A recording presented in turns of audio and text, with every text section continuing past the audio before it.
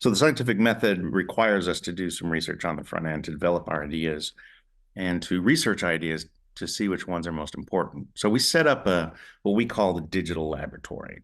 At the foundation of that is typically analytics. Most popular analytics right now is Google Analytics. There's been quite a bit of a shakeup in the analytics world since Google Analytics ended their last version of analytics. We also like to see how people are interacting with pages. So we'll use what we call heat map software. And this tells us how far, for instance, people are scrolling on, in general, how far people are scrolling on product pages. So we can see how much of the content they're seeing. There might be some important things that are at the bottom of the page that aren't getting reached. And so we might come up with the hypothesis of reorganizing the data, the content to bring that to the top. It tells us where people are clicking.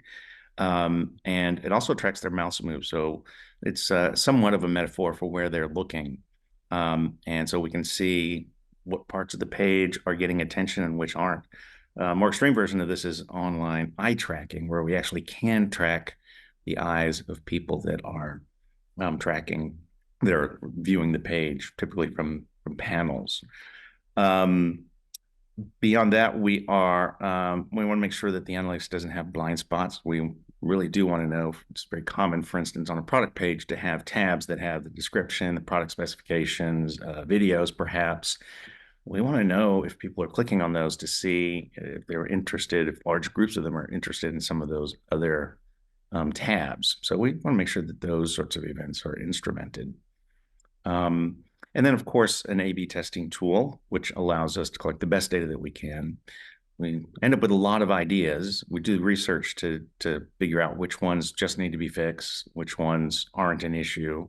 And those that remain are candidates for taking to an A/B test, where we change something, we show half the visitors one, the other half of the visitors the other, and we see which generates the most sales and the most revenue.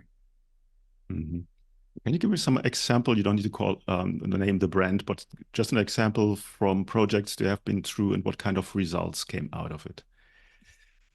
So, I mean, we've worked with B2B e-commerce as well as B2C e-commerce, and it is everything from filters for your air conditioning, and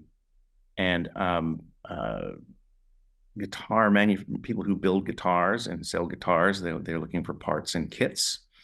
I mentioned both of these because they have a very strong repeat purchase portion of it. You need a new filter every month or every 3 months, depending on how